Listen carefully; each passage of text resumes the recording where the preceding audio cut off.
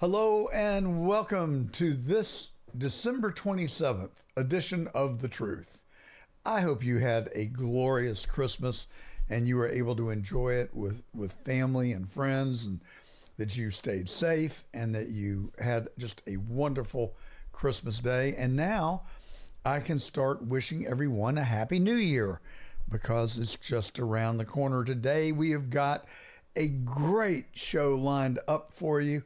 I promise you, we're going to be talking in the monologue about Epstein, the deep state, and John Brennan. We've got some clips from Thomas Massie about the January 6th pipe bombers. Wait until you hear what he has to say. And then we're going to talk Georgia elections a little later on in the program. We're going to have Garland Favorito and the whistleblower that has blown the lid off the 2020 elections, David Cross, even if I did tell you most of what there is to talk about in 2020, way back in 2022. I laid it out for everybody to see. I traveled the state. I ran for attorney general with that message. And now it is. Last night, I was at a party, kind of a holiday celebration at a friend's house, and a guy came up to me and said, "John, I just want to let you know everything you told us was true," and that is a fact. That is the truth. So we're going to talk about all of that, and stay tuned, because at the bottom of the monologue, I'm going to give you my list of 2025 biggest dumbass awards. And I'm going to give you my list of nominees, and then I'm going to ask you to tell us who your favorite pick is to be the biggest Georgia dumbass of the year. I think we can have some fun with that. But I tell you, it was tough coming up with the list because there are a lot of dumbasses. And I think you're going to enjoy that. All right, here we go. You're listening to The Truth. I'm John Gordon. We're brought to you today by PCRenergy.com. They're a restaurant services business right there in Atlanta. We're on the John Fredericks Media Network. We also come to you on Getter, Rumble, YouTube, Facebook, X, and Instagram, all live. You can go there and watch us on the live stream right now. All of those channels, thanks to you, are growing. And we are outpacing YouTube on all. We haven't been on Getter. We've been on the John Fredericks Getter page for a long time, but we just got on Getter ourselves because you have to cross a certain level of subscribers. We have zoomed, I think, from 100 subscribers 6 weeks ago, and now we're over 1,200, and we only have like 1,400, 1,500 on YouTube, and we've been on there for 2 years, just proving the point that I've been telling you all along. We're being throttled and censored by YouTube. Help us even the score. Subscribe to us, if you will, on Getter, John Gordon Truth, or Rumble, or you can do it on YouTube if you want. We're still going to stream on YouTube. You can also catch us on Facebook Live and X Spaces as well. All right, John Brennan. The Epstein Co-Conspirators. You know, Kash Patel went on Joe Rogan. Did we? We didn't get that clip, did we? But he went on Joe Rogan a couple of years ago, and he said that if he ever got back in government, they would disclose to us the list, whatever the list was. Well, I always thought the list was the list of people who came to Epstein Island or his place in New York or Palm Beach to have fun with young girls. Now, we just found out that that's not the list. The list is the actual people that were being investigated by the FBI as co-conspirators. So somebody did a FOIA to get that list, and they got the list back, and it was all redacted. The FBI investigated 10 people.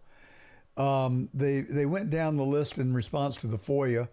4 of the people were not they didn't know where to find him.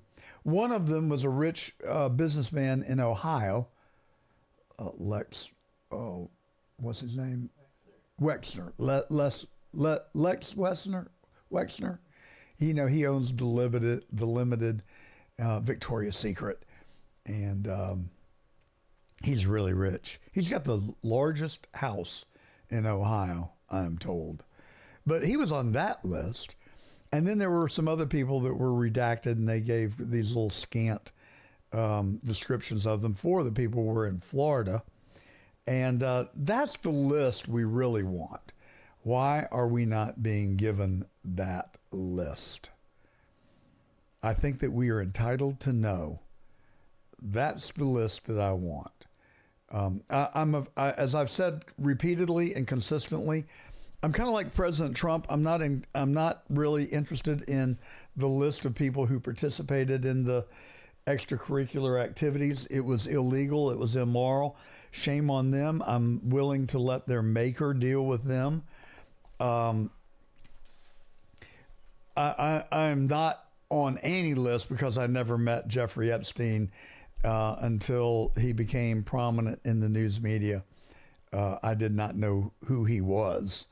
So no one has alleged that I am. I'm just saying, why don't I want the list? Oh, are you on it? No, I'm on no list, 0 list, his list or anybody else's list.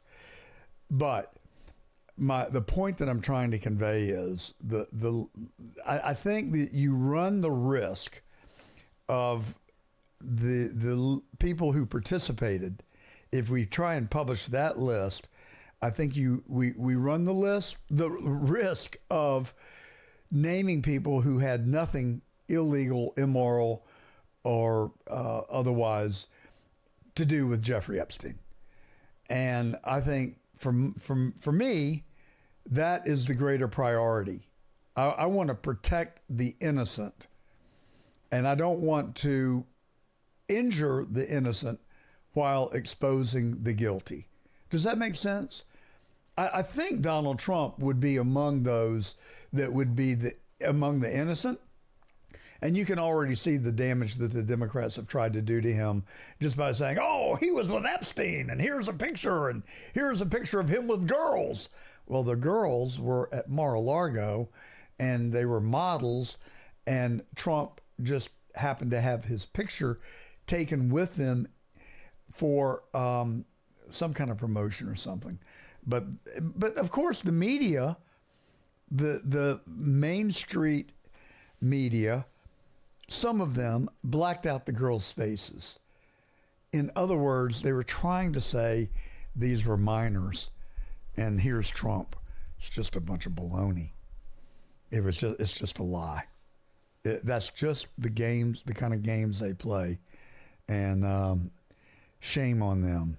And they're becoming less significant every day as their viewership continues to decline. Help cause it to decline. Do not tune in. Not to CBS, not to NBC, not to ABC, especially not to ABC. Don't read the New York Times. Cancel your subscription.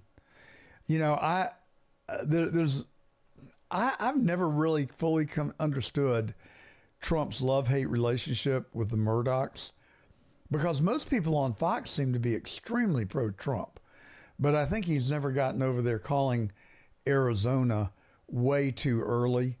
And it was sort of presumed that once Fox did that Biden was deemed the occupier of the Oval Office for the next 4 years. I don't think Trump's ever gotten over that. But, the Murdochs own the Wall Street Journal, too. And I happen to think the Wall Street Journal is a pretty good paper, although there are times that I don't think that. But most of the time, they seem pretty fair and balanced. So I read 5 newspapers every day: the New York Post, the Wall Street Journal, the Palm Beach Post, the Epoch Times, and something else. What's the other one that I read? Can't remember. Oh geez.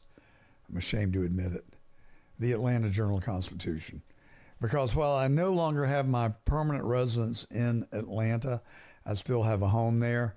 I've got very strong connections to Atlanta and Georgia. I've got relatives there. I've got friends there. I've got business interests there. I've raised my family there. We still have our home there. If anybody would like to buy it, please give me a jingle or write to me at johngordontruth@gmail.com.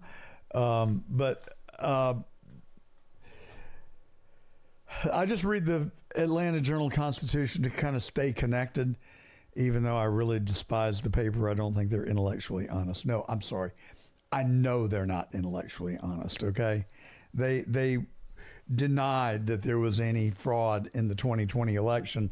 And I not only told them there was fraud, I told them where to look. And I gave them a full overview of what happened in 2020. I'm going to talk about that some more in just a minute. But let's move on from Epstein to John Brennan. What do liars do when they're caught in a lie? They just lie again. They just lie more. Oh, before I move off from Epstein, did you have a clip from Jimmy Dore? We do, don't we? Let's play that clip. I got just ahead of myself a little bit. Jimmy Dore, he's a comedian that has a podcast. I like this guy. There's been a big dump of Epstein files. And according to Aaron Parnas, this is by far the most important document released overnight. There were 10 co-conspirators investigated by the Department of Justice related to Epstein and Ghislaine Maxwell. I like to say Ghislaine, but I'm told it's Ghislaine. Well, we always like Ghislaine, too. So, but none of these 10 co-conspirators were charged, and we need to know why. It says, of the 10 co-conspirators, 3 have been located in Florida and served GJ subpoenas. 1 in Boston, 1 in New York City, 1 in Connecticut were located and served. 4 of the 10 are outstanding, with attempts having been made. 1 is a wealthy businessman in Ohio. I wonder if he's a big political donor. I bet he is. So that's just more confirmation of what I was saying. Now, on to John Brennan. I don't hate anybody, okay? I do as much as I can to see the good in others. And when I don't like someone, I try and temper my dislike by seeing the good in them to the extent that I can. And I just, Nelson Mandela said it. Nelson Mandela said it best. He said that hating your enemies is like drinking poison and hoping that you will hurt them.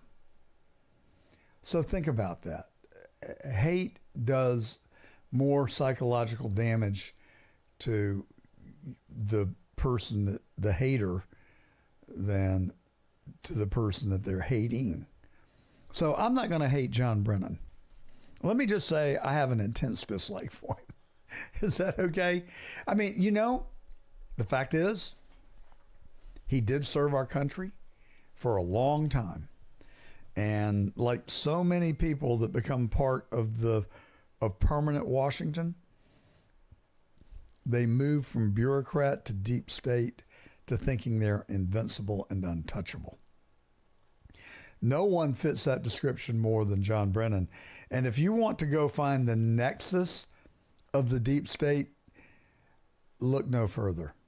It's Brennan and Comey and Clapper.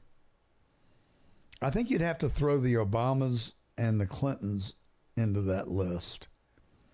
But now it is John Brennan's turn in the barrel, and I am ecstatic. I am ecstatic because I want the deep state destroyed. They operate outside the margins, illegally, unlawfully, immorally, unethically. They're everything that's wrong with this country today, I think.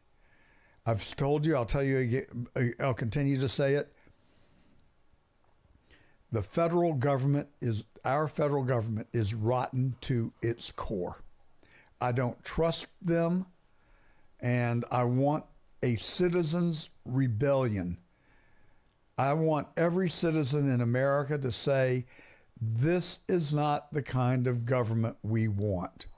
This is not the kind of country we want to live in, where people that we're supposed to be able to trust and rely on engage in dirty tricks, unethical, illegal, and immoral acts and are able to get away with it.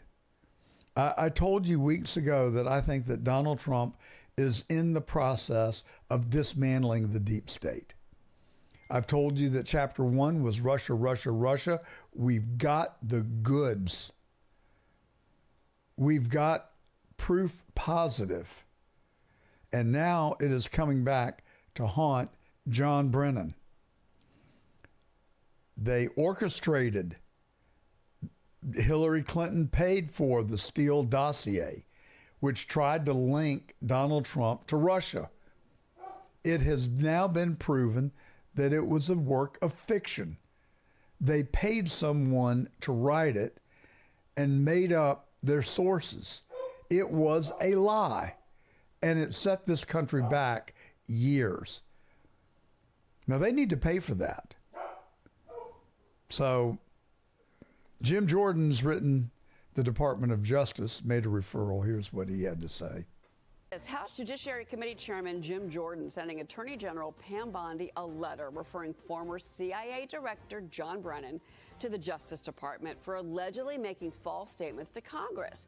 Jordan accused Brennan of lying in his 2023 Judiciary Committee testimony by denying the CIA used the Steele dossier and prepping the 2017 Intelligence Community Assessment on Russian election interference. And then he falsely claimed the CIA opposed including the dossier. Now, Jordan says the letter, quote, Brennan's assertion that the CIA was not involved at all with the Steele dossier cannot be reconciled with the facts. As the newly declassified documents show, a CIA officer drafted the annex containing a summary of the dossier. Brennan made the ultimate decision, along with then FBI Director James Comey, to include information from the dossier and the ICA. And Brennan overruled senior CIA officers who objected to the inclusion of the dossier material. And we now know that dossier was untrue. Jordan also accused Brennan of providing false testimony during a House Permanent Select Committee on Intelligence hearing. That was in 2017. This is a move Jordan says indicates a pattern of Brennan's willingness to lie to Congress about the Steele dossier. All right, so the Democrats brought an action against Donald Trump in South Florida. Now, a grand jury has been impaneled in South Florida in the Miami Federal District Court circuit to look at Brennan's activities. And that's where the criminal referral has landed. That's good news. They had to get it out of the D.C. Beltway. They had to get it away from liberal judges. No question. So Jack Smith, the special prosecutor in the Trump January the 6th case and the Mar-a-Lago classified documents case, chose the Southern District of Florida. And he drew Judge Eileen Cannon. That's her name, Aileen Cannon. And so now John Brennan's lawyers decided they don't want to run the risk of being in Aileen Cannon's courtroom because she's perceived as having made favorable rulings for Trump. So if you follow the law and the facts support application of the law and it comes out to dictate a judicial finding and decision and you don't like it, then Brennan and his lawyers have concluded that she's biased. forget the fact whether that the facts support the decision and that the law supports the decision. They just think that she is biased. They then have written, and we have it here. It is a 17-page letter drafted by Brennan's lawyer, Mayer and Brown. They're in Washington, D.C. They're part of the swamp. And saying that they don't want Judge Cannon to be able to get the case. So while the Democrats and the liberals and the deep state are happy to bring cases against Trump inside of Washington and Virginia, where they know he can't get a fair trial, but then when the shoe's on the other foot, and now they may be facing the music in South Florida where Judge Cannon would oversee the case, they want to go forum shopping. So they wrote this unprecedented 17-page letter to the chief judge of the Miami District Court. She is a George Bush nominee, and she seems to be a pretty good judge from what I can tell. But they've said, hey, whatever you do, don't let Judge Cannon get the case. And to me, that is trying to interfere with the work of a federal judge, Cecilia Altanaga. Cecilia Altanaga. She is the chief judge of the Miami or of the South Florida U.S. District Court. And so they want her to intervene and are saying, don't let Cannon get this case. I think it's wrong. I think it's tampering with the process. I think they should be rebuked for having done so. It's called judge shopping. Check this out. Did the CIA rely on it? No. Why not? Because we didn't. It wasn't part of the corpus of intelligence information that we had. It was not in any way used as a basis for the intelligence community assessment that was done. It was not. I mean, that is so definitive. It's not even the dodge of like, not to my knowledge. I don't recall. It was no several times. We didn't. It was not used in any way. It was not.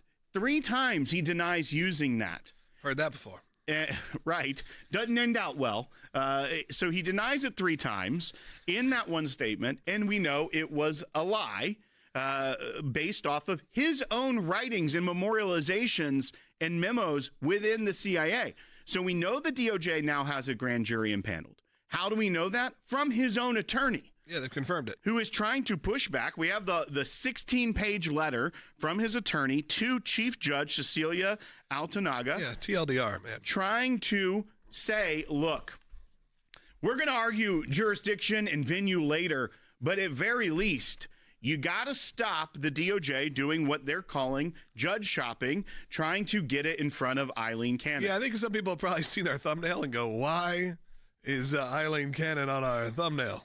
Well, specifically because this letter. Yeah. Remember, Eileen Cannon was the judge that was overseeing the special counsel Jack Smith's investigation into the classified documents case.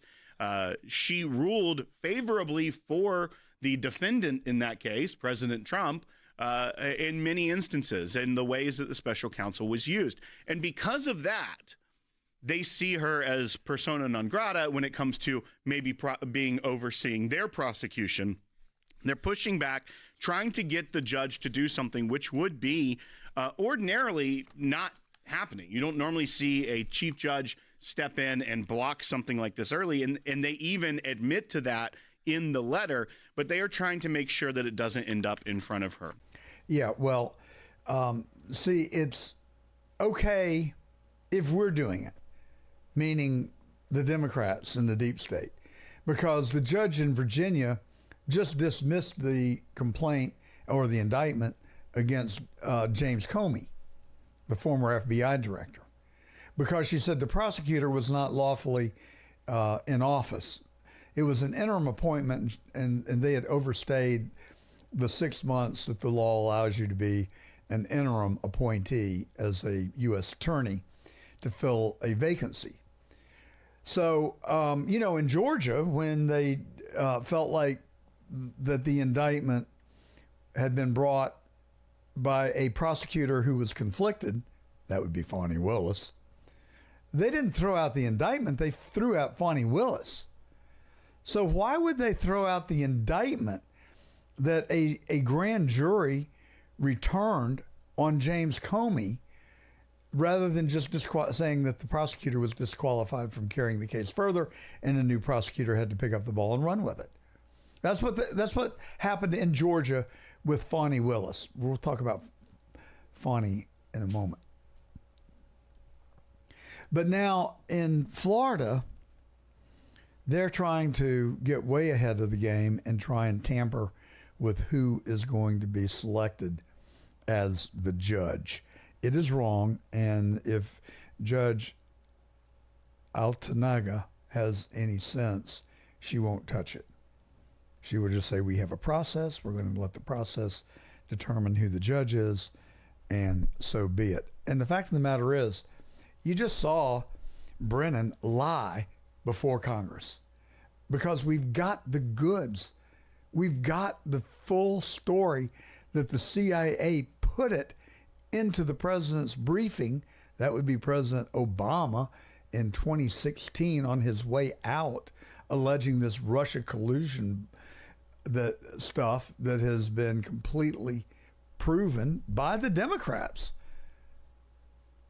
and their Russia hoax. Their guy found there was no Russian collusion and that the Steele dossier was fake. Yet Brennan says it wasn't part of the basis for our opening an investigation. It's just a damnable lie. And we've got the absolute proof in those documents. So his goose is cooked. His only chance is to find some liberal leftist judge that will let him off the hook, just like Comey did in Virginia. And we just have to hope and pray that that does not happen. And I want justice. I don't want anything ramrodded. I don't want unfair justice. I just want justice. And if we're ever going to get this country back on the high ground, we're going to have atonement. We're going to have a cleansing in America. All the secrets have got to come out, and the people that have done it have got to be held accountable for it, either in life or in memoriam. That's my premise.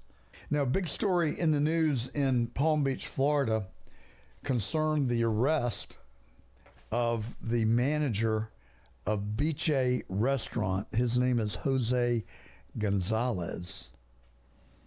This gentleman has a work permit. This gentleman has been in Palm Beach, Florida for 20 years. He has been running that restaurant for 20 years. The West Palm Beach police pulled him over because his windows had too much tint. That's what they said. So when they pulled him over, they looked at his driver's license, which he had, and they called ICE, who came and arrested him and his nephew as illegal immigrants. Then they proceeded to send them to Alligator Alcatraz. Now, this gentleman who ran, or does run, he's one of the nicest white tablecloth restaurants in Palm Beach, Beach A.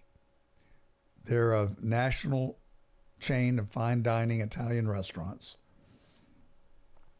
They took him to Alligator Alcatraz. He was there for 2 weeks, and he was fed on a concrete floor, and he ate off of a cardboard piece of cardboard, not even a box, just a piece of cardboard on a concrete floor. I think that's despicable. And so did a lot of people in West Palm Beach and Palm Beach, Florida. Many people who knew Jose, and they raised hell. Well, guess what happened? Night before last, actually, Friday, Thursday, Wednesday, there was such an uproar that Mr. Gonzalez was released from Alligator Alcatraz. Well, interestingly, his brother, Javier Gonzalez, is another restaurant manager. Just feet from Biche is Pizza Al Fresco.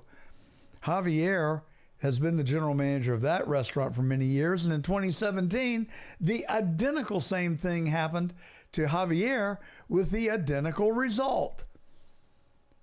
So yesterday, we went to Palm Beach and we interviewed Javier to find out about his experience and his brother's experience. And we're going to bring that to you today on The Truth. I think you'll want to stand by for that interview.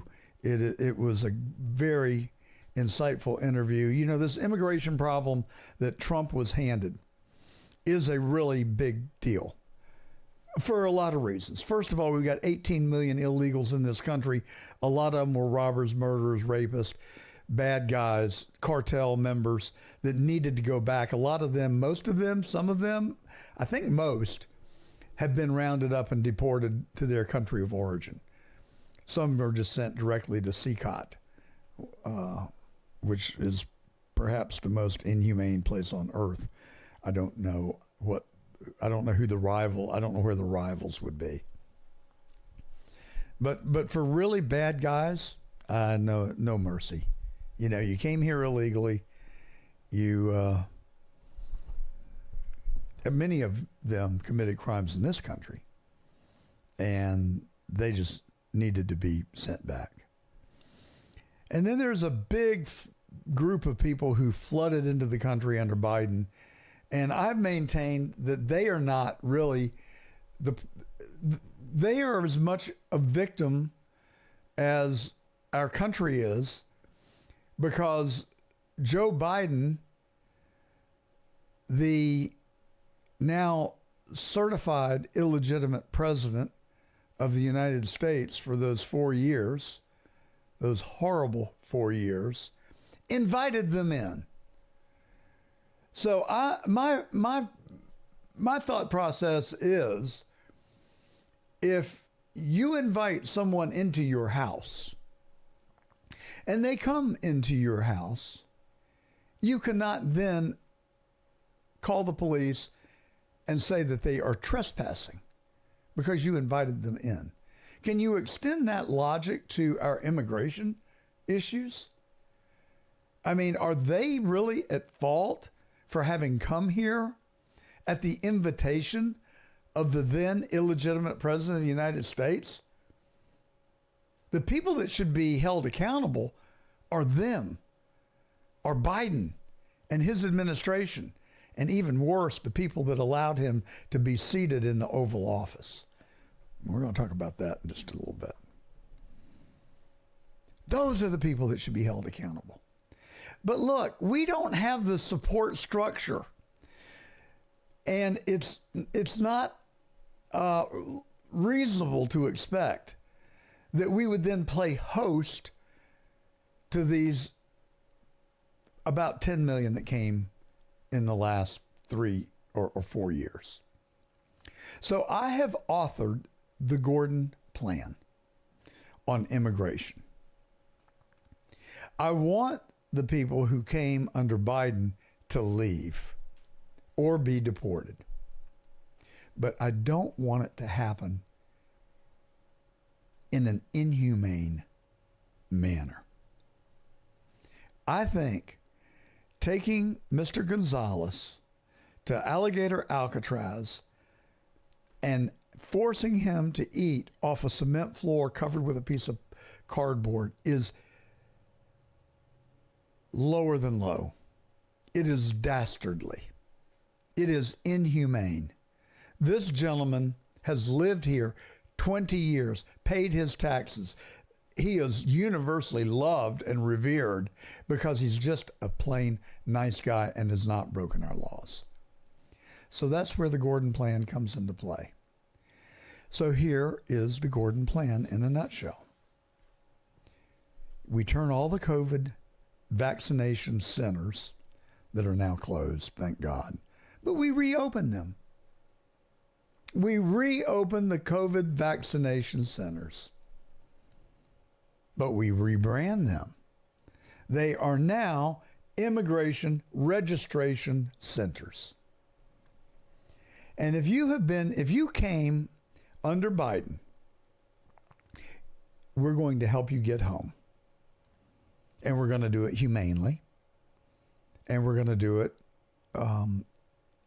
in the context of your family, your wife, your husband, your children.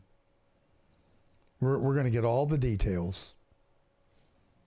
And then we're going to work a plan to get you home safely. We're going to close Alligator Alcatraz for starters, or we're going to reform it and turn it into a place that Americans can stomach, that Americans can say, okay, it's not a good situation, but we can live with it. Right now, we cannot live with it. I won't live with it. You can live with it. If you want to be a big old mean, tough guy, well, there's their punishment for coming here illegally. Yeah, well, your president, illegitimate president, invited him here illegally. So does that have no bearing on the discussion at all? I happen to think it does. And I'm not giving them a free pass. I just don't want them to be treated like rabid dogs, okay? And that's what's happening. Now, if they're a rapist, murderer, robber, bad guy, they've broken our laws, send them to Alligator Alcatraz, but make it a short stay and then get them home and then let their government deal with them. But if they came here even in the last 4 years and they were law-abiding, gainfully employed, illegally, let's don't mistreat them. Let's just come up with a process to get them home. Get them back to their country of origin and be with their families. We're the greatest country on earth. Just a small portion of the newfound tariff dollars can fund this program, the Gordon Plan. Then we're going to create a separate category, and this is going to be the Donald J. Trump Alien Work Program. And if you've come here and you've been here more than 3 or 4 years, you draw the line wherever you will. We're going to vet you. Now, first of all, everybody has to register. Everybody has to go to the Immigration Processing Center. No exceptions. And it's not just for Hispanics. It's for Asians, Chinese people especially. Anyone from a terrorist nation, Iran, Iraq, Afghanistan, those kinds of countries. Everybody, you go register. Now, if you don't go register, and we're gonna take a 6-month break. We're gonna take a 6-month pause on the ICE roundups. Except if you're a bad guy. We're gonna keep hunting and ferreting out the bad guys, and we're gonna keep hunting people from Russia and China and Iran that have entered our country with the intent to hurt us or to spy on us. We're going to continue to look for those people. But for the next 6 months, we're going to register people. And we're going to create a list of people who have been here more than 4 years, more than 3 years, that have been gainfully employed, not broken our laws, and can pass a background check from their country of origin. Yes, it is going to be a process, and it's going to be really hard. But look, this is the genius behind the Gordon Plan. If these people can pass that test, they're going to get a Donald J. Trump ID card and work permit and driver's license. but they have to sign a written agreement that they will not apply for nor accept social services except under maybe the absolute worst circumstances. We're not barbarians. We're not going to turn our back on people who show up on our doorstep and are in dire need of help. We're not going to let them die in the street. We're not going to let them starve or die from not having water. But those are going to be a very small number of people, because in order to be able to stay here, you're going to have to work. You're going to have demonstrate that you've got a job and that you've shown up for work, and you get a recommendation from your boss, and you get a commitment from the company that they will continue to employ you for as long as it's economically possible for them to do so. They're not going to have to employ you if they're on the verge of bankruptcy and they've got to close their doors. Duh. But barring some unusual circumstance, we're going to give them a work permit. And it's good for 3 or 5 years. You know, the policymakers can decide. And this work permit can also serve as a driver's license if you show up at a DMV and you pass the driver's license test, and you're not going to be a threat to the people on the road. Imagine the reception from the 10 million illegals left in this country, and where will their loyalty go? Because I've said it before and I'll say it again. This country, if you pull out all right, so there are 18 million. 10 came in under Biden. So let's say 8 million remain. If you pull those 8 million people out of this country, if you just like open a drain and they go down the drain, you will bankrupt many construction companies, restaurants, hotels, places like Mar-a-Lago that rely on foreign workers. I know that because I've been there and I see them. I think they're legal. I think they're there under a work program, and that's cool. But the agricultural industry depends on these people to harvest the fruit and vegetables that we eat. So there's a middle ground. There's an indisputable, unmistakable middle ground, and it could inure to the benefit of Donald J. Trump and the Republicans, rather than being the Scrooge who sent everybody home and creating hostilities and blowback. That's the Gordon plan. Will you write me and tell me what you think of it? JohnGordonTruth@gmail.com. Maybe I'm wrong. Maybe I'm still wishing for the Tooth Fairy and the Easter Bunny to show up. But I think it could work.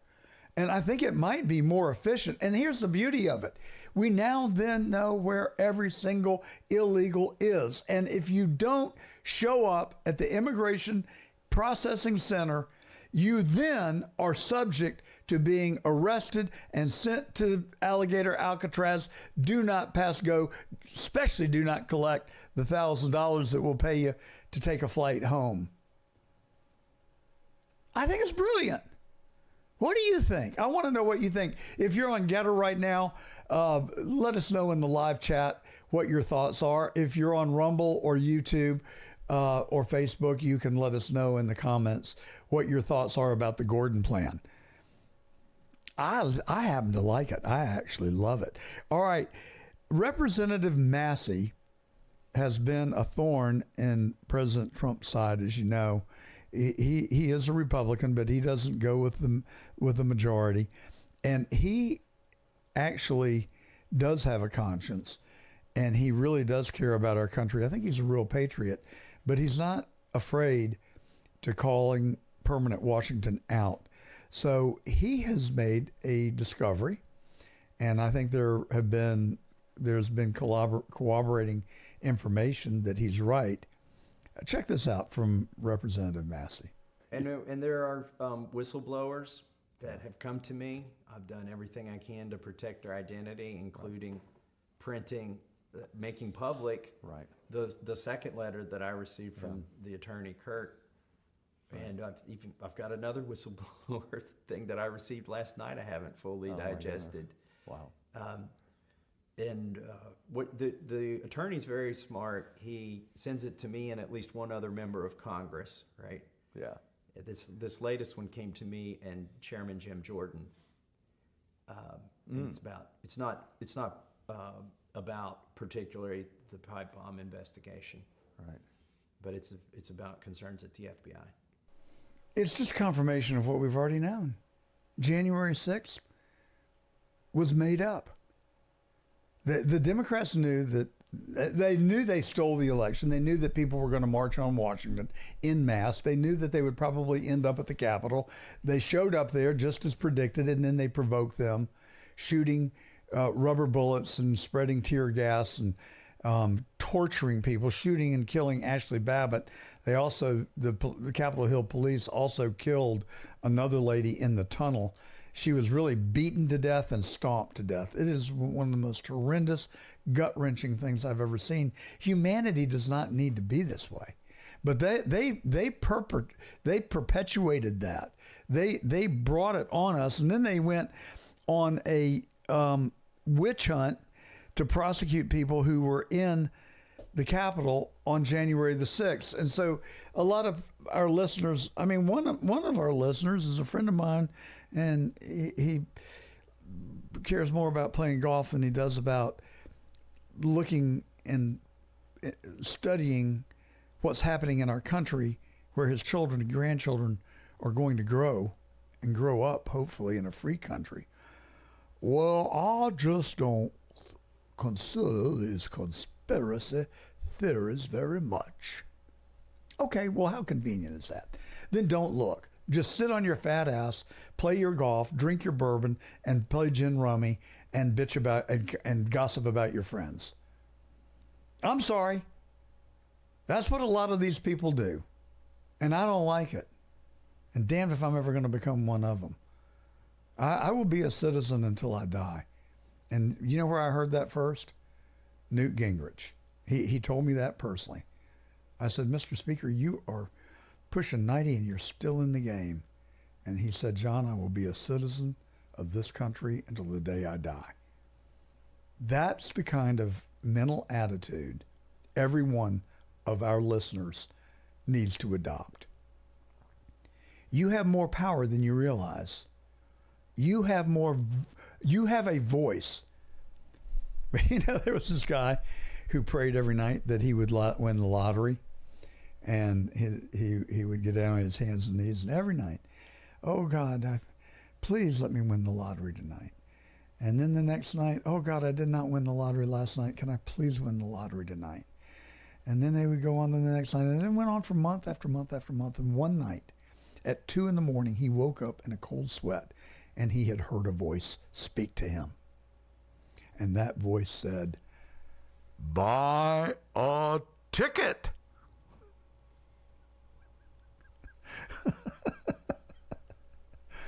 You get the point? You have a voice. But it does you, nor me, nor anyone any good if you choose to remain silent, if you choose to remain uninformed. Now, I know our listeners are informed because you're listening to the truth right now, and that is my job, to help inform you. And I take that responsibility very seriously, and I try and do my very best to bring you the truth. So now, what did we learn? The pipe bomber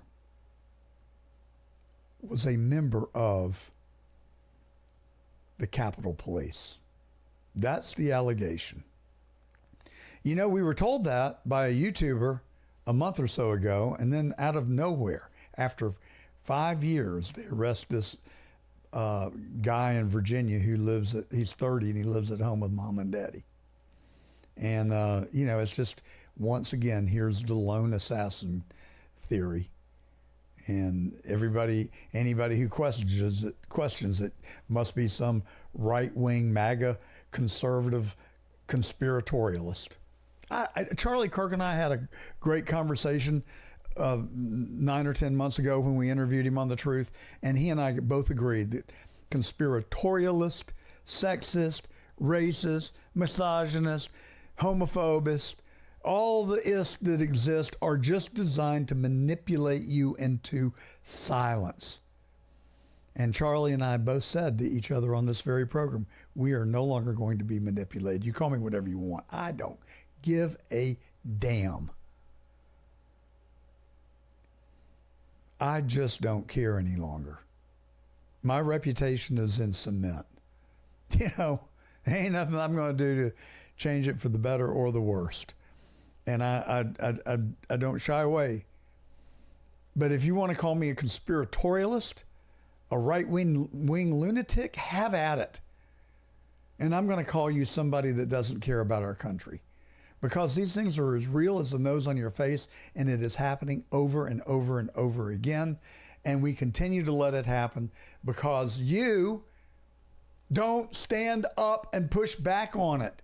Write your congressman, write your newspaper, call talk radio. Listen to the truth and tell your neighbors to do the same. Share this broadcast. There's so many things that you can do. Don't sit on your hands. Don't fiddle while Rome is burning. But to think that the members of the Capitol Hill police were in on it, and we've interviewed the chief of police of the Capitol Hill Police on this program just about, how long ago was it? Three months ago? What's his name? Baker? Chief? Sund. Huh? Sund. Stephen Sund. How in the hell do you get Baker out of that? Stop it, Anthony. I know what you're thinking. Be quiet, you senile old man. All right. Chief of Police Sund. He was head of the Capitol Hill Police. I did not like him. I thought he was full of it. And I, as much as told him so when we interviewed him. I didn't let him get away with his BS. Anyway, talking about BS, we've got more of it. And we've got some really good interviews for you today, folks. And you know what we're going to be talking about? The Georgia elections. And folks, do you like it when somebody says, I told you so? I told you so. Well, I told you so. And I had somebody come up to me at a social event last night, and they said, John, everything you told us about 2020 has been proven true. Because now we find that there are 100 and some odd machine tapes from Fulton County that were not signed pursuant to state law. And as I understand it, somebody has to sign that tape at the beginning of the day and say there are no votes recorded. And then they sign that tape at the end of the day saying the polls are closed. And then somebody has to sign that tape before it is transmitted to the Secretary of State's office for them to certify the votes. 320,000 uncertified ballots. Why would they do that? Because they didn't want to go to jail for forgery and perjury, lying. And that's exactly what happened, people. That is exactly what happened. So we're going to get into it. We're going to get into it with David Cross and Garland Favorito, two people who I really appreciate and respect. They have worked on 2020. Favorito started this election integrity stuff back in 2012. I tell him, Garland, you started this before it was cool. He has worked tirelessly for the last 13 years on election integrity in Georgia. So that tells you that this stuff has been going on for a long time. All right, well, this is about the end of the monologue, but I do want to leave you with this. Here are my nominees for the 2025 Georgia Dumbass Award. Here they are in no particular order. Rob Pitts. He said after this revelation, this guy is the chairman of the Fulton Board of Commissioners. He said, these people have got to stop talking all this craziness. All this craziness? Are you kidding me? Our country, our Constitution is founded on the franchise, you idiot. It is our right to vote and have a safe, secure, honest election. And you, sir, are saying that these crazy people need to stop talking about this foolishness? What planet do you live on? Do you really think you can play your constituents, all of them, for fools? or is it you? Are you the fool? I'll just call you. I think the Bible says, do not call your brother a fool. My apologies. You're just a dumbass. You are a dumb ass who obviously doesn't care about our country, who obviously doesn't care about our flag, who obviously doesn't care about our Constitution, who obviously does not care about our Republican, and you're willing to sell it down the river for your own political greed. How dare you? Dumbass? I think that's too gentle. I think it's too nice. My next candidate for the Dumbass Award is Josh Buffoon, the chairman of the Georgia Republican Party. Or is it the Georgia Petty Executive Committee that just go after their perceived political enemies? They just talk it. They just talk it. They sure as hell don't walk it.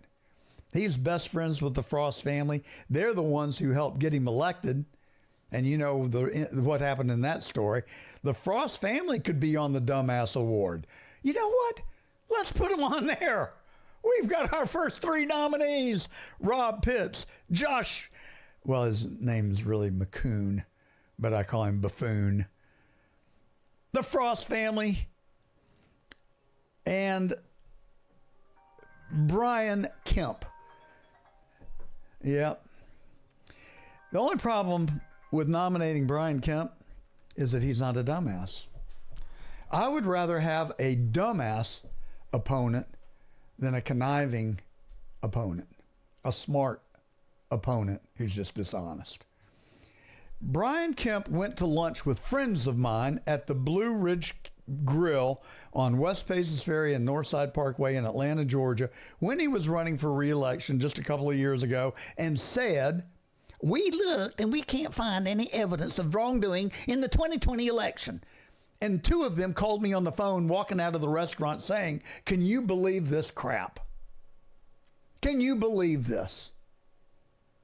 Because he was in receipt of a letter from Joe Rossi, who was retired from PepsiCo. He is a numbers guy. He is now a college teacher in Perry, Georgia, who spent 2 or 3 years grinding numbers and proving without question that 2020 was stolen in Georgia. And Kemp had the letter, and he had sent it to Brad Raffensperger and I think the Georgia Elections Board. So yeah, Governor Kemp, you're going to be on the dumbass list, but I don't think you're a dumbass. Unfortunately, I think you might be the smartest hen in the roost. But that don't make it right. No, sir, it does not. And then, of course, my nemesis, Chris Do-Nothing Carr, the Attorney General who just sat in his office, closed the blinds, refused to look at anything, and did nothing except, oh, yeah, he did sign that consent decree with the Perkins Coie law firm playing into the hands of Stacey Abrams, and now he wants to be the governor? Are you kidding me?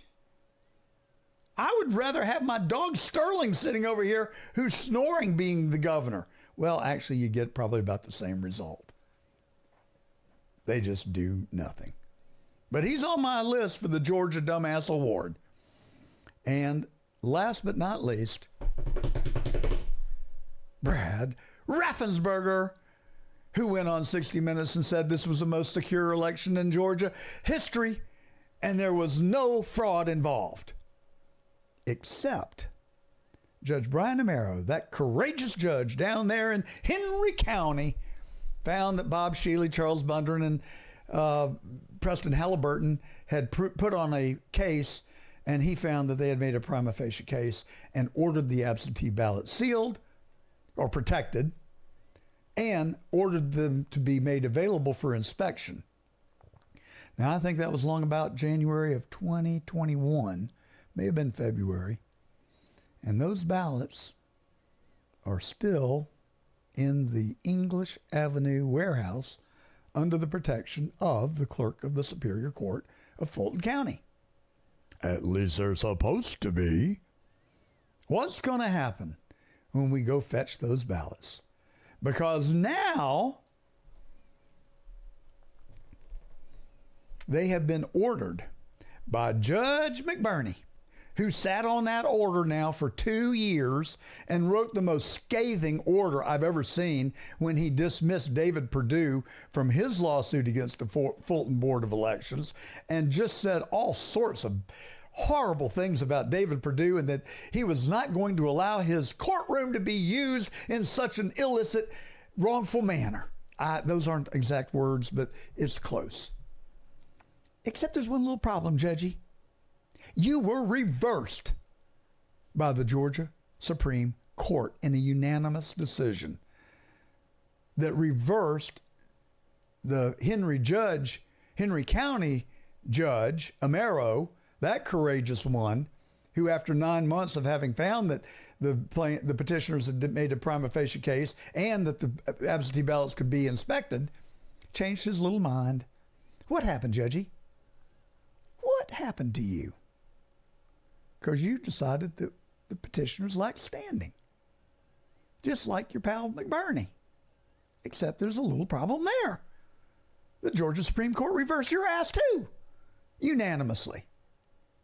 Now look, I don't derive any pleasure in being disrespectful to these people, and I realize that some of you will make that conclusion, but I am sick of it. They deserve the recognition that I am giving them.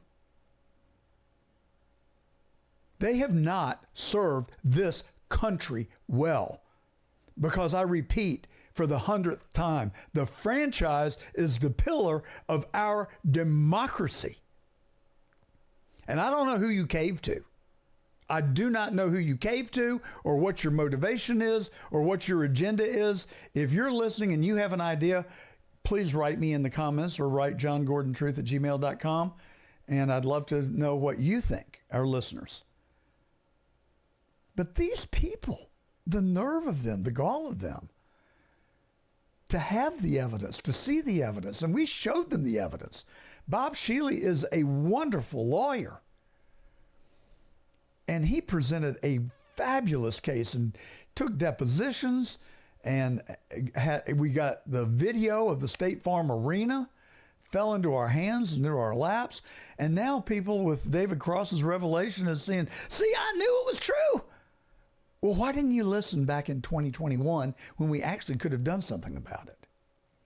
Because now there's not much we can do about it except preserve the future of our democracy. That's what this is about. And yes, I think that the people that did it need to be held accountable. And at least they can be nominated for the Dumbass Awards. So put McBurney and the other judgy Amero on the list. Boy, I ain't made no friends today. I'm sorry. I'm sick of it. I've had a fill of it. Oh my gosh, a late entry just came in. I almost forgot. Fonnie Willis, you're a winner. You're on the 2025 Dumbass Award. And I hope you get your turn in the barrel, Ms. Willis. Because you took taxpayer money and went on a frolicking trips with your lover, Nathan Wade, who you paid $650,000 to, for claiming that the 19 Trump defendants stole an election. You're going after them. You are enabling a theft of an election while accusing other people of righting the wrong and accusing them of stealing an election. How dare you? How shameful. All of you. How shameful. And the truth will set you free. You need to come clean. You need to fess up. But whatever happens, one thing's for sure. Carr and Raffensperger cannot be considered legitimate candidates for governor of our state. Don't let it happen. Now, here's where your voice can really matter. You tell your friends. You tell your neighbors, your parishioners. Share this broadcast far and wide. Josh Buffoon, he don't like me. I'm so sorry. Oh, I'm so sorry. I could care less about John Buffoon. We need to get rid of him as head of the party, too. All right. Well, I'm going to go sit quietly now and meditate. The Justice Department, the United States Department of Justice has taken an interest. They sent the Fulton County Board of Elections a letter saying turn over the absentee ballots in 15 days. They didn't. What's the punishment? Where's the accountability for that? Now, Judge McBurney, thank you, Judge. Finally, you showed up for the party. I appreciate it. You have ordered that the absentee ballots be turned over to the State Elections Board. What are you going to do when they say, oh, we can't find those 200,000 or 400,000, I don't remember, ballots. We can't find them. We were doing some spring cleaning a year or two ago, and they must have just gotten thrown in the dumpster. I don't know. It'll be interesting to see. But hell needs to be paid, because these people, and I'm not talking about Buffoon, and I am talking about Rob Pitts and Kemp to an extent. Oh, he told other people he didn't have the authority to do anything. How about refer it to the GBI, Governor? You don't have that authority? And Carr sitting in your ivory tower with the door shut and the windows drawn, your phone on hold. You don't return phone calls. You don't answer emails. You made a mockery of the State Open Records Act. And Raffensperger going on national television, lying to the American people with a straight face. How dare you? How shameful of you. And now we find out that I lied. I did not lie. I misinformed our listeners. I told you I thought there were 40,000 illegal votes cast in Fulton County. I was wrong. There were 360,000, it appears, illegal votes cast in Fulton County. How dare you? How dare you? For your own political greed and opportunism and God knows what else, could you allow yourself to do it? How do you look at yourself in the mirror? How do you look at your children, your grandchildren? And the news media. I wish I could single them out, but I can't, because they're all in on it. They say that President Trump tried to overturn an election without evidence. Well, I gave you the evidence when I ran for Attorney General. I showed you the evidence. I showed you the 3,200 duplicate ballots on the Secretary of State's own website. I told you about the voter rolls of Fulton County when alphabetized from A to Z by first name, that 14,000 of them had perfectly sequential registration numbers. I told you about the people who voted from homeless shelters, UPS centers, or mailboxes, and abandoned apartment buildings. 22,000 mules. They showed you the mammoth voter harvesting that occurred in Georgia in 2020. 2020's over. It's 5 years old. But the people that did it are still there. And 2 of them are running for governor. Jiminy Christmas. God help us. All right, that's the truth. I'm John Gordon, today brought to you by PCRenergy.com. They're a restaurant services business right there in good old Atlanta, Georgia, in the middle of all this hotbed. And they service restaurants. They pick up your waste vegetable oil, service your grease traps, clean your vent hoods, and they sanitize the front of the house and the back of the house. They do an outstanding job. Call PCRenergy.com. Find them on the web. The phone number's right there. Call them up and ask them to come give you a free analysis on your restaurant. It sure does help when the health inspector comes around to have a clean waste area and a manifest that shows that your oil has been picked up and disposed of legally, lawfully. And we also now have some great guests coming up. I want you to stay tuned for Javier Gonzalez. His brother was arrested in Florida. He's the guy that was the illegal in Palm Beach. They rounded him up 20 years, never broke a law, took him to Alligator Alcatraz, fed him on a cement floor off of a cardboard box. And we've got David Cross and Garland Favorito for you coming up. Stay tuned. This is The Truth. I'm John Gordon. And if I didn't say it, I hope you all have a happy new year. And I hope I do too after this broadcast. Stay tuned. Are you planning a trip to Palm Beach this winter? Well, we're standing in front of the famed Beach restaurant, which has been here for 20 years, just behind Worth Avenue, right in the center of town. It's a wonderful restaurant. Many locals come here and visitors alike. Well, I've got a really sad story to tell you about the manager of this restaurant, Jose Gonzalez. He and his nephew, who has a food truck, were over in West Palm Beach last week, or 2 weeks ago actually, picking up some provisions for the nephew's food truck. The West Palm Beach police stopped them because the windows were too dark. The tint was too dark on their windows. So after they arrested them, for some reason, they made a referral to ICE. And ICE asked the West Palm Beach police to transport these two gentlemen to the ICE facility in Riviera Beach, just about 10 miles up the road. When that happened, they decided to deport Mr. Gonzalez and his nephew, and they took them to Alligator Alcatraz. Now, I don't know if you know about Alligator Alcatraz, but it's located between Tampa and Miami. It's in the Everglades. It's hot. It's buggy.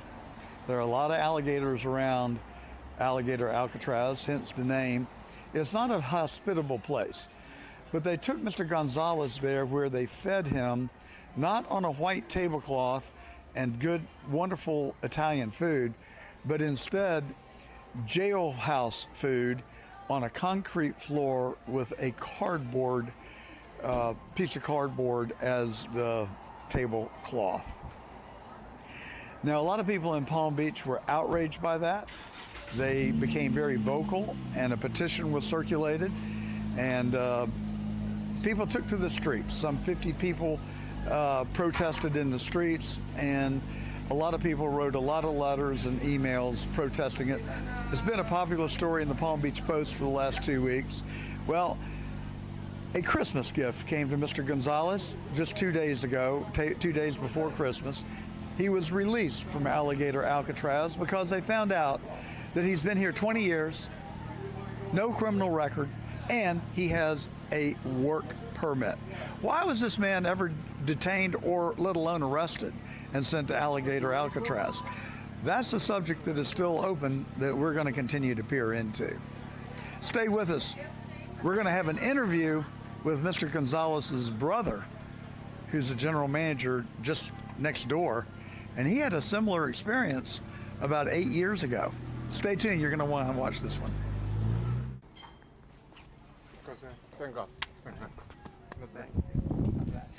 Thank you. Happy New Year to you. Happy New Year. So we are standing with Mr. Gonzalez right now. He is the gentleman that I talked about that was detained in Alligator Alcatraz.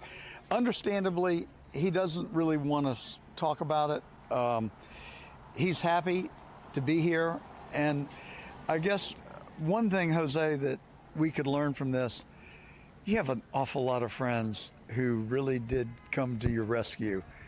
Is that a fact? Yeah, like I said before, the whole community. So that's one of the, I guess we can call that a silver lining. And we're fortunate that it had a happy ending. And you have a message for our viewers. All I wanted to say, happy holidays to everyone, and thank you for letting me be here again in Palm Beach. Okay, so I'll come say it for you. Come and visit Mr. Gonzalez at Beach. And that's the truth. I'm John Gordon. That was a great moment we just had with Jose Gonzalez. This community is in an uproar over the treatment that he received at Alligator Alcatraz. And the mysterious thing is that he has a work permit. And so nobody can really understand what was going through ICE's mind when they processed him and sent him off to Alligator Alcatraz. So we've been digging deeply into the story, and Jose is understandably, I felt that he has been traumatized, and he's very emotional and a little bit afraid, frankly, after the ordeal that he's been through. So we've been looking for means of understanding what took place there. and what is likely to occur going forward. And I found his brother. Meet Javier. Javier Gonzalez is the general manager of Pizza Al Fresco, just to the right of where we're standing. And Biche is just behind us, behind this wall here. So they work very closely together. So Javier, let me ask you, where were you when you heard the news that your brother had been detained by the West Palm Beach police? I was actually at my house when he sent me a message that he got pulled over. And obviously he was very concerned about my nephew, because, you know what I mean, but not necessarily about him because he has a work permit. And then a few minutes later, I learned that they both got arrested. Why did they turn them over to ICE when your brother Jose had a work permit? I mean, what was their justification for that? I really have no idea why. So had Jose ever been arrested in this country? Nope. Has he worked here for a long time? 30 years in the island. 30 years? Yes. I misspoke. I said 20. No, he's been in the island for 30 years. Does he have a social security card? Yes. Mm-hmm. Does he pay taxes? Always, since day one. I mean, he pays, obviously he owns a few properties, paid off, pays taxes on that. He owns his own business. He's been on a W-2 since he was 17 years old, paying taxes all the time. So you can kind of relate to this, can't you? You had your own experience about, what, 8 years ago? I did. With the immigration people? I mean, I was never, obviously, I was arrested for like 30 minutes and then they will let me go. But obviously this is obviously way more, but the stress is, you know. But they were threatening to deport you, right? Yes, back to Mexico. Correct. I will have to go to Miramar like once a year, and then after that every 6 months, and every time you go in there, you don't know if they're gonna arrest you or, you know what I mean, or try to send you back. So. Wow. So have you've talked to Jose since he came back? Yes. He got released. Of course, the very same day. He got released Monday. on Christmas. Oh, on Monday. Mm-hmm. So 3 days before Christmas. That Correct. was a nice Christmas present. How long was he? And so after ICE nabbed him, they took him to Alligator Alcatraz. Is that right? I think he actually spent 3 days at CBP, which is just a detention center at Riviera Beach. Uh-huh. And at the Border Patrol. Supposedly they're only supposed to stay there for, a few hours, but because they had obviously they were full at Alligator Alley and Chrome, so they had to wait like 3 days, and then they sent him to Alligator Alley, and he was there, I don't know, like 6 or 7 days. And what did he tell you the conditions were like there? He says they were terrible, especially the day that they brought him from Riviera Beach to Alligator Alley. So it's... What kind of conditions did he report? Well, it's obviously, so they have a bunch of guys in a dark room. They don't even know the time. And obviously, he says the food is absolutely terrible. Quite a switch from Beach Egg. You can imagine. And instead of a white tablecloth, the Palm Beach Post reported that he was eating off a piece of cardboard on a concrete floor. That was the very first day, because I guess, when they bring him from one location to the other, they still have him on handcuffs, and, so they have to eat on the floor. And then I guess once they put him in a cell, everything changes. So are you worried about ICE coming for you? I mean, I've been dealing with this for so many years that I don't even worry anymore. You know what I mean? And I just think that I have, our whole town, just behind got your me. back. So, yeah, well, I'm one of those people. Exactly, to the extent that I can help. Right. You all are just two of the nicest people I've ever known. Right. So, what happened to the nephew? He was sent back. He got back to Mexico yesterday. And is he okay? He's okay. Emotionally? Does he have a family here other than his dad? No. His uncles, I guess. Just us, yeah. But his mom and dad, they're in Mexico. But obviously he was doing extremely well, and he was living the American dream. What a shame. All right, so I hate it. I really do. For Jose, for your nephew, and for yourself, and what you all have been through. It really upsets me that nice people like Jose have had to endure Alligator Alcatraz, and I guess your nephew was there as well? Yes. For how many days? The same, because they actually moved him from Alligator Alley to Chrome the same day. I don't know Chrome. Is that another detention facility? That's where they actually have the judges and everything. That's actually a nice detention center. I see. I guess Alligator Alley just, they're supposed to only have them for a few days. A shorter period of time. All right, so let's zoom back out to 30,000 feet. Joe Biden let in 10 million illegals into this country with no vetting, no immigration policy at all. Do you agree with that? Yes. Yeah. So what should happen? I mean, that's a problem of gargantuan proportion. You know, does America have the will or the means to take care of as many as 10 million people? Many of those people are, however, employed and are not violating the laws. Well, do you have a suggestion to the government on how they should treat these illegal? Well, we really need some sort of immigration reform, especially for the people that are being here over 30 years and do case by case. That's why my brother's in this situation, because for over 30 years he's been trying, going seeing like different lawyers, over 10 lawyers in 30 years. And, they always, the system is so outdated that, no matter what you do, it doesn't work out. And then, of course, in the last few years, you have people coming in and they have more chances than the people that are being here for over 30 years with families and already established, speak the language, very American. So I want to run something by you. I've developed what I call the Gordon Plan. And my own perspective is immigration has to be dealt with. Yes. One way or the other. Yes. So, but I don't think one size fits all, and I don't think that you can take a dragnet and grab people and get people like your brother, who I think probably they made a mistake. I don't think he should have ever been taken to ICE because he had the permit and he had a driver's license. He wasn't breaking the law. But an error occurred, and he paid a price that I think outraged a lot of people, including myself. All right, so, but then you say, we've got this problem, how do we deal with it? The Gordon Plan would say, one, the rapists, the murderers, the cartel members, the bad guys, they got to go. No questions asked. No, and Alligator Alley may have to be where they deport through. Right.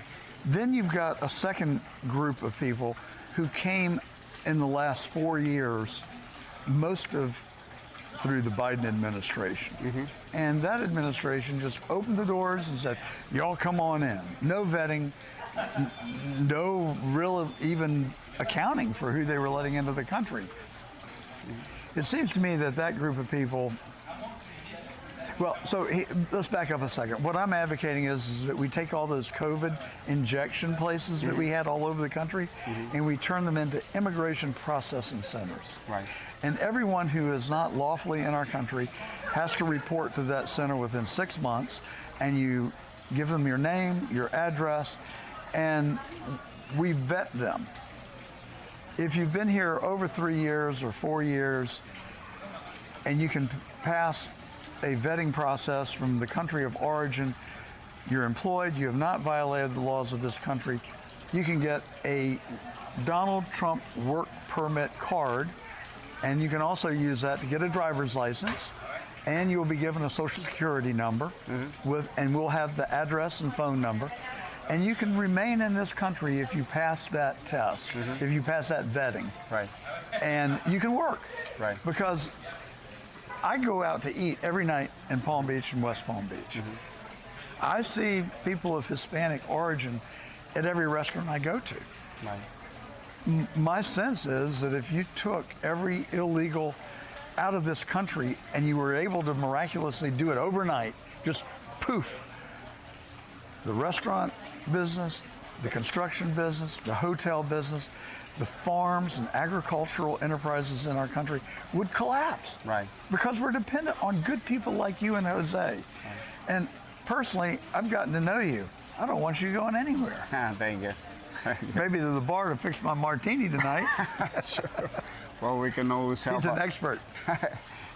we can always help. So what do you think about the Gordon plan? I love it. Is that a way that we could start to handle this Absolutely. plan? And if someone doesn't go to the registration facility and they get detained, there's no questions asked. Right. They have to go home. Right, of course. I totally agree. We need a system in place. And I'm glad you're doing this. And if there's any way I can help you, I'll be very happy to help you. Well, there you heard it, folks. It's now the Gordon Gonzalez plan. There you go. We're going to put it on paper. If you'll email me, johngordontruth@gmail.com, I'll send you an autographed copy.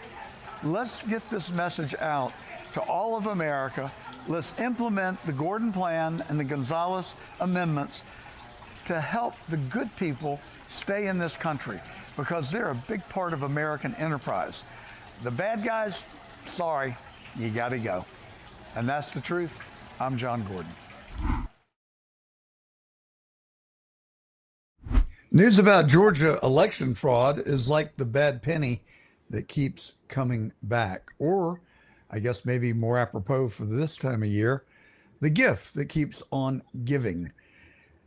Here to help us sort it out are two friends of mine, Garland Favorito. He has been involved in elections integrity before it was cool. He started in 2012 when he founded Voter GA. And David Cross, he's just a concerned citizen that doesn't like having his franchise deprived of him. So welcome, guys, and thank you for joining us on The Truth. Thank you, John. Appreciate it. Thank you, John. It's actually older than that. We started in 2006.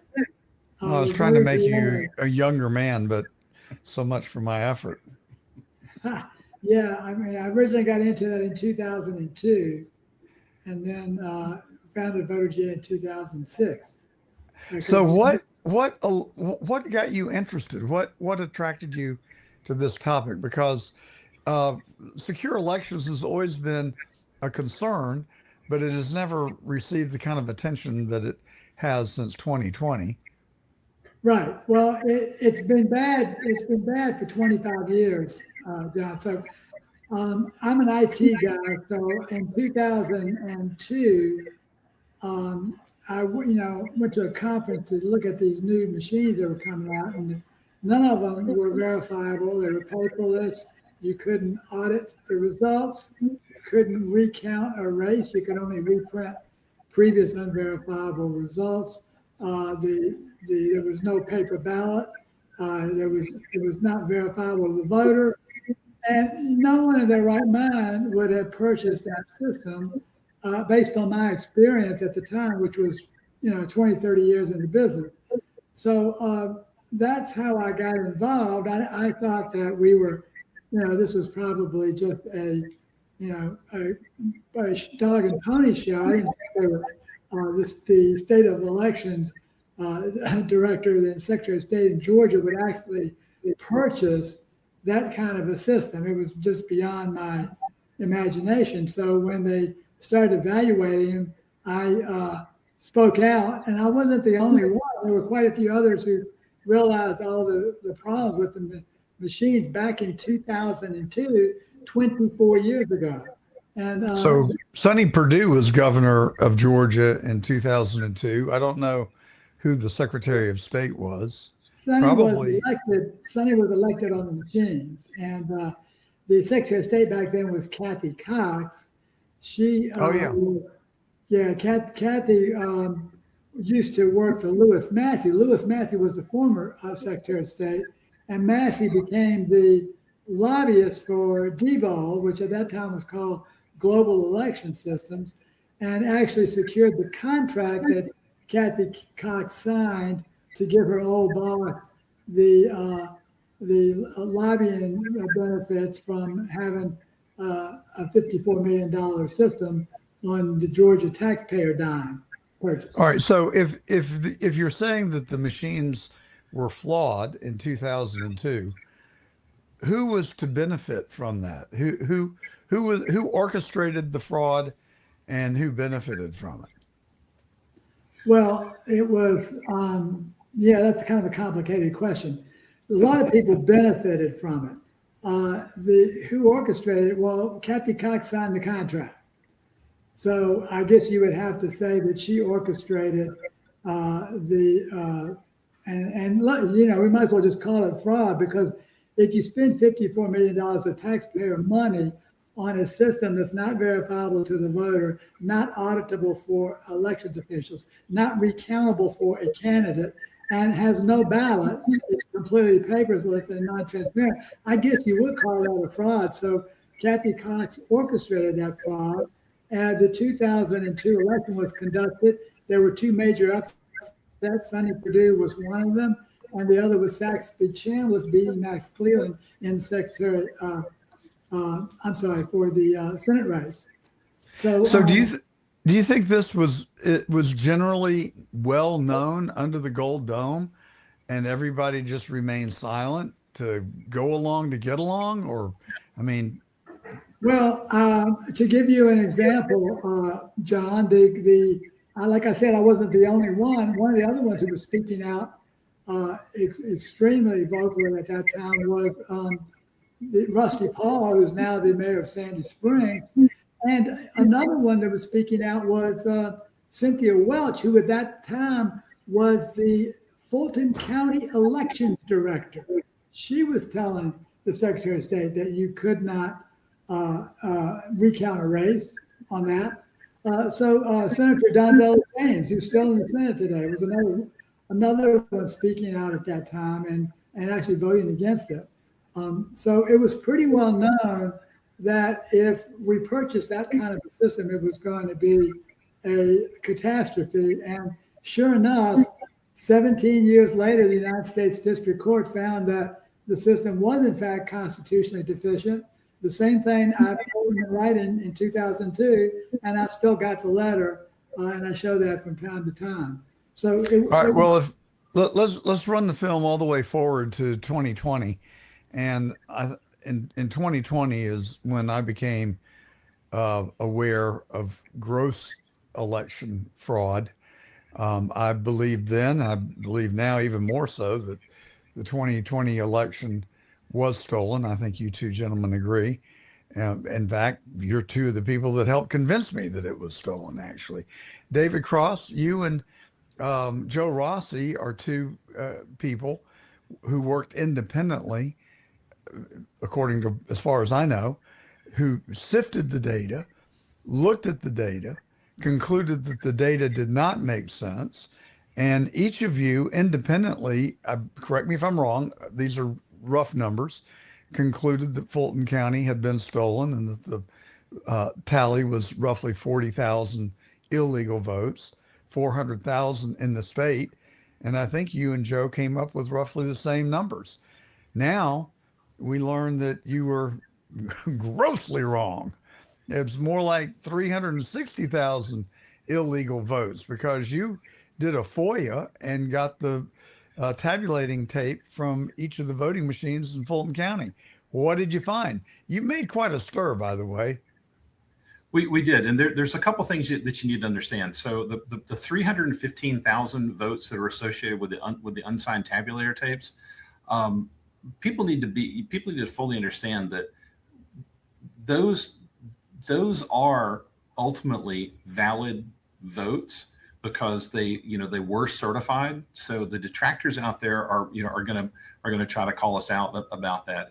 But the bottom line is that what we proved more than anything else is that Fulton County did not follow proper election procedure, and not just this one time with the tabulator tapes for early voting.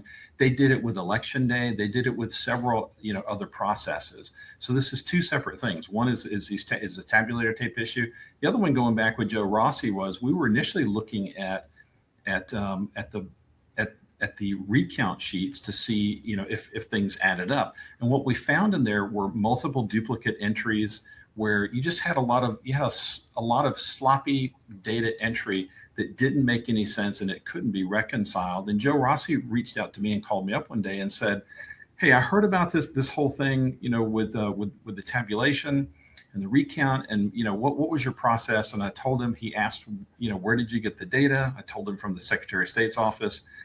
We had a nice conversation. He went back and did his own research, and then reached back out to me a couple of weeks later and said, I'll be darned. He said, you're exactly right.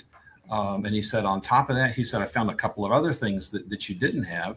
And that prompted a meeting for us with former Governor Sonny Perdue. And we showed him what the process was. We had a online, we had some folks from Brian Kemp's office that were listening in. They went back and recreated what we were telling them. And that ultimately ended up, I think, in I want to say like a 30 some odd page letter that Brian Kemp's office wrote to the Secretary of State's office saying, you guys messed it up. You just messed it up. And so we got to. Let me interrupt you just for a second. What do you make of that letter? I mean, this is the same Brian Kemp that told friends of mine at the Blue Ridge Grill at approximately the same point in time that they had looked at 2020 and couldn't find anything wrong. And now you're saying, and I have personal knowledge of that letter, and I've seen the letter that Kemp wrote to the Secretary of State expressing concerns about the 2020 election. So was that just a CYA sort of letter that he wrote to say, oh yeah, I was a champion of election integrity. Here's the letter I wrote. Well, we're getting several people that are kind of jumping on the Me Too movement that are saying, oh, I've been all about election security also.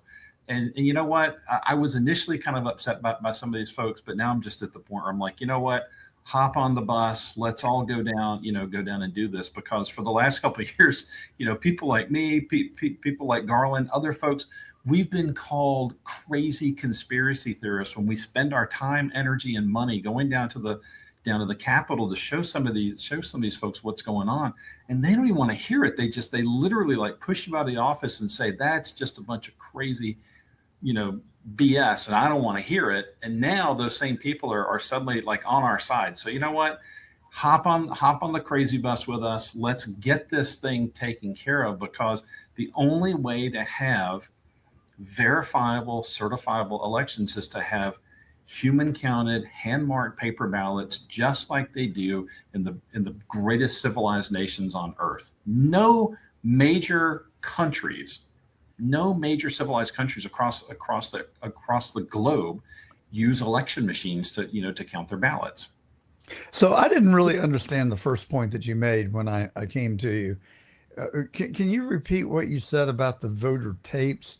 And I said that it disclosed illegal voting or illegal counting, I guess, really, to be more accurate. How do you characterize it? I mean, they counted votes that shouldn't have been counted because they weren't certified.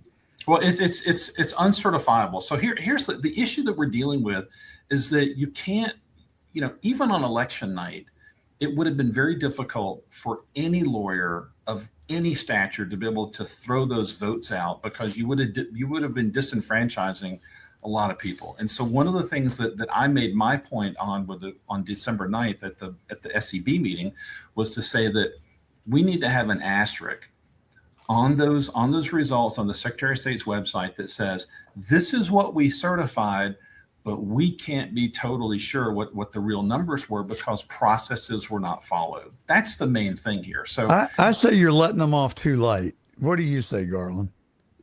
Well, let me just back up for a second, John. I just want to add a little bit to what David is saying here. First of all, these, as David is saying, these are known problems. This didn't just happen to come up at the last state election board meeting. These are things that David has been working on for years. And just to give you go back for a second, the report that you talked about for Brian Kemp made is on our voterjay.org studies tab. It's been up there for years. David presented some of this evidence back in 2021, I believe it was, and the July of 2021, 13th, I believe, and it was carried on Tucker Carlson. And then Joe came along. Joe gets a lot of credit because he said, I think I can convince the governor on this, and I'm saying, well, good luck, but I don't think that's going to happen. But we'll back you all the way.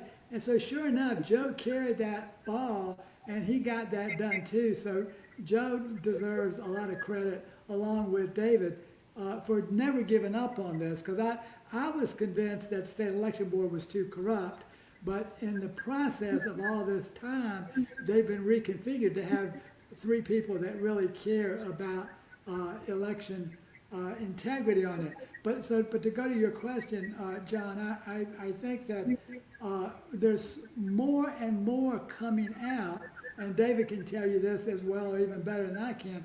But there's many more things to be revealed, and in the next meeting, State Election Board, I believe we're going to be talking about SEB 2023-025, which was another case that Joe brought along with Kevin Monkla, who's been working with David as well. And you're going to see more and more stuff to come out. And yeah, I think that we've already proven that this is not a, quote, clerical error, as the Secretary of State tries to claim. One missing tabulator tape might be, or unsigned, that might be a clerical error, but 148 representing 315,000 ballots, which is the entire early voting, almost the entire early voting collection of votes, that's not a clerical error. So there's something really wrong here, and David, Joe, and we've known about this for years, as have some other people. So when does clerical errors in epic proportion become intentional errors? Is the sense that I've got. I don't know that it's nobody's going to ever. I don't think anybody's ever going to be able to prove that it was intentional. Well, they could prove it if they would open an investigation and put some GBI agents on it and put people in different rooms and start interrogating them and have somebody that would fold under that pressure. I mean, that's how investigations are pursued. I mean, why not? It's only the future of our country at stake. It is the future of our country, but one of the concerns I've got is that there are GBI agents out there that would like to have a long, fruitful career, and not end up in an early grave. And that's one of my concerns, is that if you get somebody who really digs their teeth into something like this, it could be a career ender for them. So you're not. I don't know if you're going to see a lot of GBI agents trying to jump into this. How about the U.S. Attorney and the FBI? That's really the purview of who should be handling this, because our election machinery was deemed critical, critical infrastructure, and it falls under really under federal authority. And going into this election next year, there's going to be federal races that are on there. My understanding is that I believe President Trump has the authority to say, for these federal elections, you're going to count ballots. I think he has the ability to prescribe a way that federal elections are going to be counted. I could be wrong, but I think that's where we're at right now, and that may be what it's going to take, is going to be federal intervention. So we do have a valid Superior Court order to release or unseal the absentee ballots from 2020 and allow the petitioners to review them. My understanding is that that Fulton County has now agreed to turn those ballots over to the State Elections Board, with the caveat that they got to pay the bill to inspect them, I guess, and they've attached some absurd $400,000 number to it. That sounds like, how many ballots are we talking about? Well, 528,000, I think, were counted. Yeah. In Fulton County. So 80 cents a ballot is, I think, of what it works out to. Yeah. And just to give you an idea, I mean, we've gotten estimates. In fact, we are actually getting ballots right now at 3 cents a ballot. So that's. Yeah, I was going to say, I'll do it for half price. My company specializes in hardware and software that is tailor-made to do exactly what needs to be done. And that is to look for patterns that are unusual and actually go in and count what is on those ballots.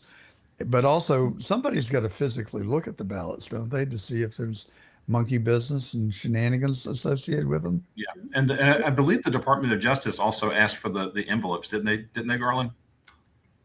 Yes, they did. And, we would like a 600 DPI copy, 16-bit color copy of the ballots. Right. So, that this has helped the state election board get the ballots, but we were the original petitioners on December 23, 2020, and we still don't have the ballots yet. And Amero ordered that you be able to inspect them. He ordered them unsealed, and that unsealed order became active again when we won in the Supreme Court and won standing in December 2022. Right. So McBurney, the case went back then. Amero said, no, homie, don't want that ball here. You take it. He threw it to McBurney, who had written a very biased, vile opinion against David Perdue, where he really showed his hand, in my opinion. It was, I've been a lawyer since 1979, a member of the Georgia bar. I've never seen a judge write an opinion that was filled with as much bias and just, harsh language. The Supreme Court didn't agree. They overturned his decision and decided that Perdue did have standing and did bring it in a proper venue. So he was wrong. And but now he's the one who kind of quizzically is the one who ordered that the ballots be turned over to the state election board. Whatever happened to the Justice Department's demand that they be allowed to have the ballots? And that was issued about 2 months ago, and they were given 15 days to produce them. What happened with that? The Justice Department has been breathing down his neck. He didn't come to this conclusion that the state election board should have the ballots easily. They've written a couple of letters to him requesting the ballots. And John, if you want to talk about intent, there's one thing that we know for sure.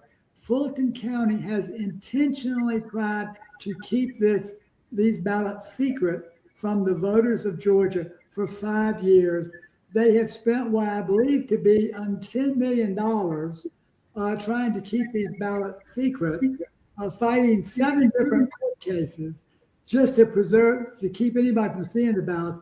And that doesn't include another $10 million that Fonnie Willis has spent trying to persecute her political adversaries over election matters with this bogus RICO claim that was kicked out recently. So, and her boyfriend collected a pretty hefty sum of that money so they could travel to exotic places around the U.S. and the Caribbean. I mean, the whole thing just stinks to high heavens. And I just don't think you have to be a rocket scientist to find out that it's just an incredibly corrupt system that we're dealing with, prompting me to issue my nominations for the 2025 Dumbass Awards that originated right here on The Truth with this broadcast today. I'll read them to you, and our listeners are invited to tell us who you think should be, who should get the number of votes for being the biggest dumbass. But I nominated Rob Pitt, Josh Buffoon, Brian Kemp, Chris Carr, Brad Raffensperger. I've stopped short of McBurney because I really don't want to make him so mad that he won't do the right thing. I don't think he's really paying too much attention to what I say anyway. Amero, I think probably should be on the list because he really showed great cowardice, having ruled that you had demonstrated a prima facie case and that the ballots be unsealed and allow for your inspection. And then 9 months later, inextricably, just out of left field, reversed his own decisions and threw you out of court on standing, which is usually determined in the first week of a case. So I was supremely disappointed with him. And then when the Supreme Court reversed him, he showed more cowardice and recused himself from the case. Why did he recuse himself? He had been a good judge, except for one bad order. Man up, dude. That's a mystery, John. How Judge Robert McBurney ended up with this case is still yet to be determined. We're trying to find out how he got it. There's no mystery here. To me, I mean, when somebody like McBurney, makes the decision he's making, he's doing it because somebody's telling him, you better do what the governor wants, or else you're not going to get a future appointment to something else, because like it or not, all right, I'm a hardcore Republican. Brian Kemp is for Brian Kemp, and he is Georgia's kingmaker, right? And he's going to be the kingmaker in Georgia until the day he dies, because he's got the biggest war chest of anybody out there. So if he wants to make appointments even after he is no longer governor, I promise you, he will be able to exert pressure in such a way that he will still be able to influence the legislature, the judiciary, and the executive branch. That's just the way the man works. I agree with you, except unless the U.S. Department of Justice does their job and breaks this case wide open, which I predict that they will. I hope because it is my belief that Donald Trump is dismantling the deep state.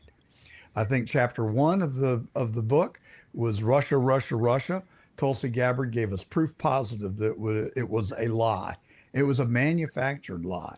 And she's got the receipts.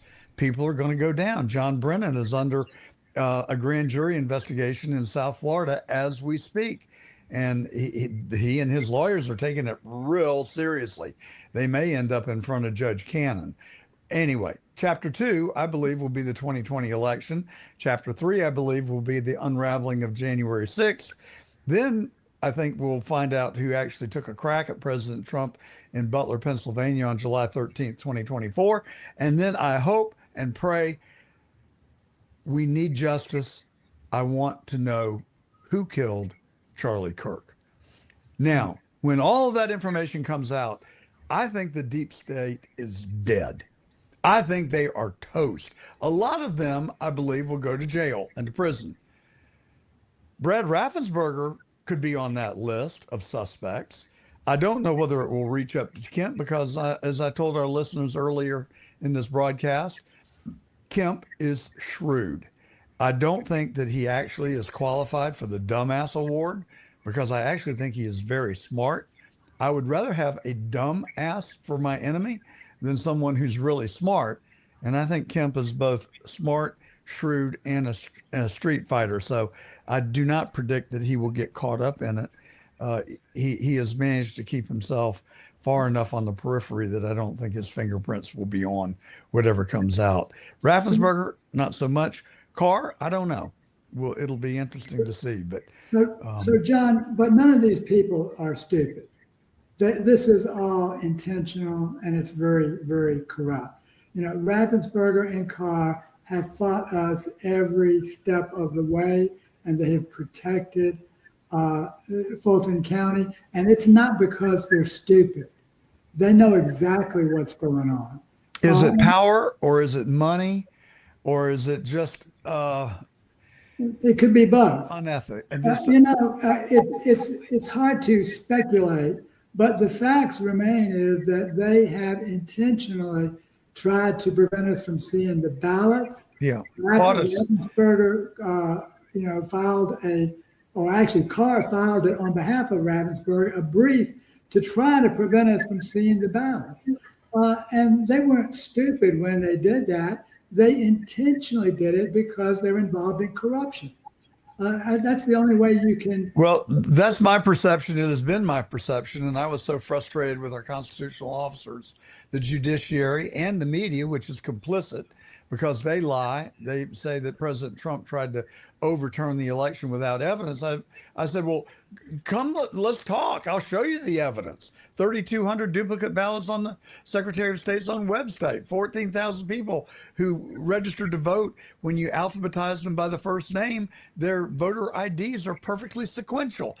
Riddle me how that happens. And then the people who voted from homeless shelters and UPS stores and abandoned apartment buildings. And don't forget about 2,000 mules and all the harvesting that went along with it. So I ran for Attorney General, as you well know, and I spent a lot of my own money and a lot of my time working on your case, Garland, with Bob Shealy for 3 years and running for AG. And I thought we might have a chance. But look, my only goal was to prevent this from ever happening again. But I also now want the people that did it to have to pay a price because they have ruined Rudy Giuliani's life Forget his reputation, his money, they took his law license away from him. And then Ruby Freeman and Shay Moss, who I think are still guilty as hell, supposedly got a multi-million-dollar settlement from the $40 million jury award that they got in the District of Columbia. And it just stinks to high heavens. I just cannot believe that people in positions of power who care about our state, who care about our country, who care about our Constitution would permit this to happen. That's where I'm coming from, and I think you two guys do as well.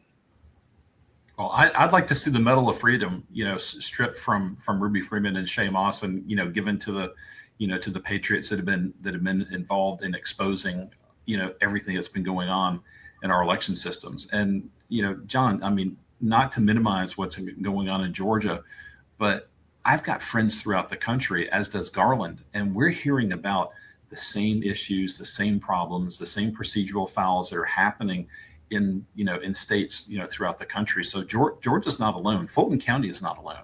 Absolutely. North Carolina's got its own Fulton County. New Jersey's got its own Fulton County. Michigan's got its own Fulton County. There's Arizona, just about everywhere. Yeah. Well, I totally agree. And I think that the methodologies are so similar in those states. So I just talk about Georgia because I have real firsthand knowledge in Georgia. I suspect those things happen in the other swing states in 2020, but I just don't have the solid proof that I've been able to observe in Georgia. Right, and John, you had originally asked about this case coming back from the secretary from the Supreme Court, and so how McBurney ended up with that case is still remains to be seen. It is somewhat mysterious as to how, because it should have gone back to Judge Amaro. Suddenly McBurney's got it. Did Amaro transfer it to McBurney? Did McBurney request it? We're trying to get to the bottom of that, but we're not there yet. So. Well, that would be the subject of a good investigation by the FBI as well. Forum shopping is not permitted. And it's not permitted even if you're a judge. Just because you're going to recuse yourself, you can't just say, okay, here, you take it, Judge McBurney, because I know you'll make the right call. So I don't know how that happens or if it happened, but I agree with you. It's suspicious as hell. We know that McBurney was extremely biased just based on on its face when you read his opinion dismissing the Purdue case. So have you heard anything from speaking of Purdue, Carolyn Jeffords and Purdue and their new lawyer, Harry McDougald? They're still in it with us. They are, she's got the same status that I have and the other Fulton County plaintiffs who are with me. Well, you're actively working the case. Your lawyer is actively working it. Are those petitioners actively working the case? Yes, there's three of us in the on what's the Favorito v. Juan case, and Caroline has her own separate case. We split out, and she has got the same exactly identical case, and she is we're working with Harry and Todd Harding work together pretty closely. Harry's a great attorney. Harry's a good guy. He's a friend of mine, and we go back a long ways. I just don't see anything out of that corner, but you're closer to it than I am. So I'm glad to hear that they're pursuing it. David, Absolutely. Is anybody going to do a perp walk? Is anybody going to do a perp walk? I truly hope so. But I got to tell you, I mean, my confidence in the judicial system in Georgia is shot. I mean, when McBurney made his ruling and then it just sat there and sat there and sat there, it was really discouraging to see what's going on. So I personally hope that we see a perp walk, with some of the judges that have obstructed justice in these cases. And I hope and pray that we see justice that comes out of Fulton County and the other counties throughout the state and throughout the country, where you have elections directors that are not doing their job, and they should have been fired long ago. But I think I think they are ultimately responsible for not running free, fair, accurate, and transparent elections. Well, I think it's going to take leadership from the top. In Florida, Ron DeSantis said, we're not going to have election engineering here. And he removed the elections official in Broward County. And we've got a new elections official in Palm Beach County. And it appears as if we had a well-run election in 2024. So I hope that continues, but we definitely need to clean out the barn in Georgia. And I just appreciate what both of you guys have done. I know that you've done it on your own nickel.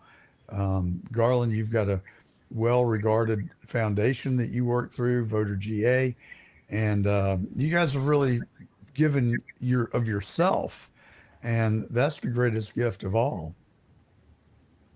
Well, thank you. You know, David's been on this like a dog with a bone for 4 or 5 years. So, and I'm just, you know, it's just great to have so many wonderful, incredible folks out there, volunteers. You know, and Steve Bannon was all over this the past couple of days, giving us lots of compliments for what, you know, all the Georgia volunteers have been doing. It's really amazing. It's a total team effort. There's everybody that's out there that's helped, you know, from, you know, giving, you know, small donations to help fund, you know, either the research or the document procurement, you know, all the way up to, I mean, we've got technical volunteers out there that have got corporate jobs that have to kind of work in secret so that they can maintain their position at their company. But I mean, you cannot imagine the army of people that are behind, you know, me and Garland, you know, helping out with this stuff. And I am tremendously grateful to all those people. I mean, I come on a show like this and Garland comes on a show like this, and we are simply the mouthpiece for the people that have, you know, really done a huge amount of research and work. Well, I hear you, and my thanks to each of you and all the legions of people that are helping.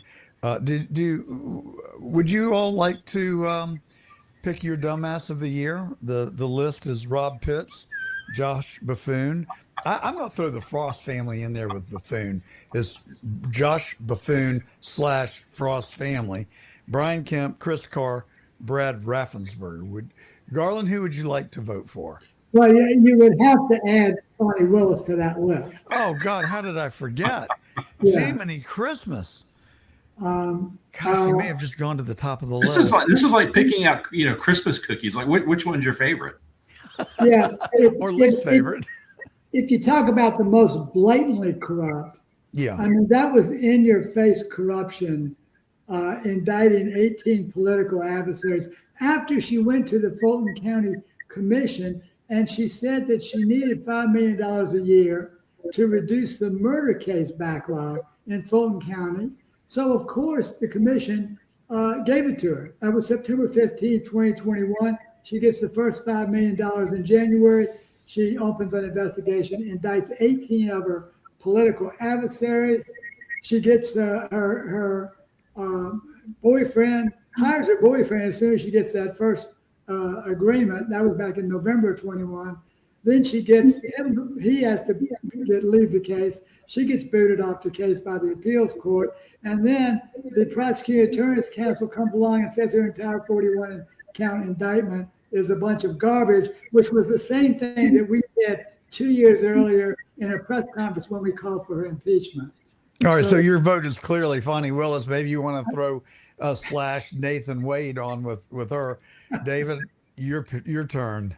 Listen, I'm 100%, you know, in agreement with Garland on Fonnie, because you've got somebody who twisted, who lied, who procured money under false pretenses. I mean, that's all of the worst things that are going on there, from the blocking us and trying to stop us. It would go to Brad Raffensperger.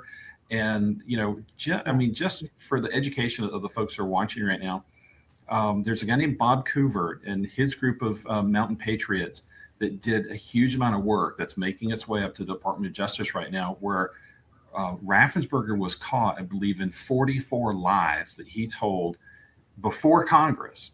And apparently you can go answer questions of Congress and lie and get away with it. And hopefully what's going to happen here is the Department of Justice is going to get the files that we've got, and they're going to make him answer for that. And I think at the very least, hopefully have him embarrassed so much that he drops out of the race for governor. Yeah, and that document is on the voterj.org studies tab. You can read the document that Bob and I put together. It's absolutely astounding. So who's behind the $4 million that is being spent to defeat Burt Jones, a 501c4 that I read in Brian the Kemp. paper this Come week? on. That's Brian Kemp. Nobody is more organized or that quick on the draw. It's my money is my bet is that it's Brian Kemp. Garland? You're talking about the Center for Public Integrity. It should not be too hard to track that money down, but I'd be willing to bet that David is right. So here's the mistake that we made in 2022. And I played a small part in the decision. We convinced Vernon Jones to get out of the race so that David Perdue could have a clear path to the primary against Kemp. Horrible politics. Politically, dumbest thing we did. So you got to learn from your mistakes. Maybe we keep Raffensperger in. Let him and Carr split those votes, dilute their strength, and allow Burt Jones a clear path to victory. We need to have a strong candidate, because if we don't, my bet is that Jeff Duncan is going to be coming in for the Democrats potentially. And if that's the case, you're talking about somebody who could, Jeff Duncan could rob votes from the Republican side, and he could be a dark horse that would have more voting power than I think people give him credit for. So that doesn't sound like a resounding endorsement of Burt. Listen, Burt is kind of on the Me Too movement. He needs to recognize the fact that there are people like me and Garland and other folks out there that have really been, riding this horse of election security, for some time. And Burt has recently kind of jumped on and said, "Hey, me too. I've been doing this." Mm-hmm. And Burt's got to step up. He's got to go out there and really advocate for strong reform of our election system. And he's going to have to be a leader in there and help get rid of these machines. Garland, your thoughts? Well, and Burt has been very helpful in getting legislation passed. We are now recognized as the leader in America in terms of changes that have been made for election integrity since 2020. But I do agree with David. Burt's got to be more vocal and get out there more. And in regards to that 2022 primary, John, we are getting the ballots. We've decided to purchase some of the ballots through ORR, and we're going to find out whatever happened in that 2022 primary, because I do not believe the results that were reported were really correct. Will that include the Attorney General race? I don't know why I'm asking that question. Yeah, we'll get the ballots the ballots will have all the races on them, so we'll be able to, at least map a couple of counties and figure out if what their published results were actually correct according to the physical ballots. Well, I'll just say two things. One is I've never alleged that I won the election. I've never said that I was cheated out of it. I don't think the margin was as it was reported. Kemp, Raffensperger, and Carr, they all, well, except for Raffensperger, he won his primary by 2 percentage points in a 4-man race against David Belle-Isle, Sheriff TJ Raffensperger. Was there anybody else in that primary? I think that was it. Jody Hayes. Yeah, and he supposedly won 52 to 48, but there's a little problem there. I've traveled the whole state. I met, hey, Flagler, I'm working, son. Get out of here. Can you pan and just show Flagler to our audience? I never met anybody in the whole state of Georgia out of tens of thousands of Georgians who said anything positive about Raffensperger. In Ellijay, Georgia, when I was on a forum there, and they had a forum for all the Secretary of State candidates, Raffensperger was booed off the stage. He literally could not finish his speech. and how he managed to win by 2 percentage points. Garland, please get those ballots. Please get those ballots. I think that is a very important goal. Well, we got, just a quick story on that. We got screwed in court, and we still have that one of the cases under appeal. But instead of just waiting, we went ahead and bought some of the ballots. We had some money, so we did the ORR. Because we got the law changed effective of January 1 this year, we can now get ballots through open records request. And some counties want three cents a ballot. Another county wants $49,000. But we've been able to acquire some of them, and we'll know in the next couple of months what the truth is about that primary, hopefully. All right, Garland, where do people follow you and help you in your quest to get those ballots? Voterga.org. That is, we are, again, a volunteer organization, as David said. I do want to make sure that everybody understands that both my wife and I are volunteers, and we also have been large, donors to the organization, try to keep us floating. But it's voterga.org is where you can find us. Thank you, Garland. And David, how can people follow your good work? You know what? The easiest way to follow me is going to be on Twitter. If you just look at the @ GA ballots, you can find me on there, and you can also reach out to me at my business, US Asset Management, either one. And the last thing I want to add is Garland's got a special thing right now. If somebody gives $10, $50, $100, there's a donor out there that's willing to triple what you give in order to help Voter GA. And you can also find me through Voter GA too.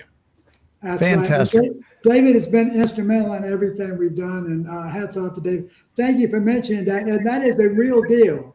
This is really a triple X match right now. So $25 brings in $100 for us. Well, good deal. And thank you so much again for your good work. Let's keep in touch. Y'all keep making some noise and stirring up trouble, will you? You're doing a good job. Thank you. And look, we just want to live in a free country. That's all. Us too. Thank you. Happy New Year, and thank you for coming on The Truth. Thank you, John. Thank you. That is The Truth, ladies and gentlemen. I'm John Gordon. We come to you every Saturday from noon to 2 o'clock and Sunday from noon to 2 on the John Fredericks Radio Network. We're also live streamed across the web on Facebook Live, YouTube, X, Getter, and Rumble, and what else, Anthony? There's always one. I don't know. I think I got Facebook. Did I say Facebook Live? You can also listen to us on our podcast on Spotify, iHeart Podcast, Apple Podcast, Amazon Music, and you can follow us on all the traditional social media: Facebook, X, TikTok, Instagram, Getter, Truth Social. Let me know, who do you vote for Dumbass of 2025? Write me at johngordontruth@gmail.com and tell me which of our nominees you vote for, or maybe we've overlooked somebody, like I overlooked Fonnie Willis. How does that happen? I don't know, but I hope you have a very happy New Year, safe holiday. We'll see you back here next Saturday for another edition of The Truth. I'm John Gordon. Happy holidays.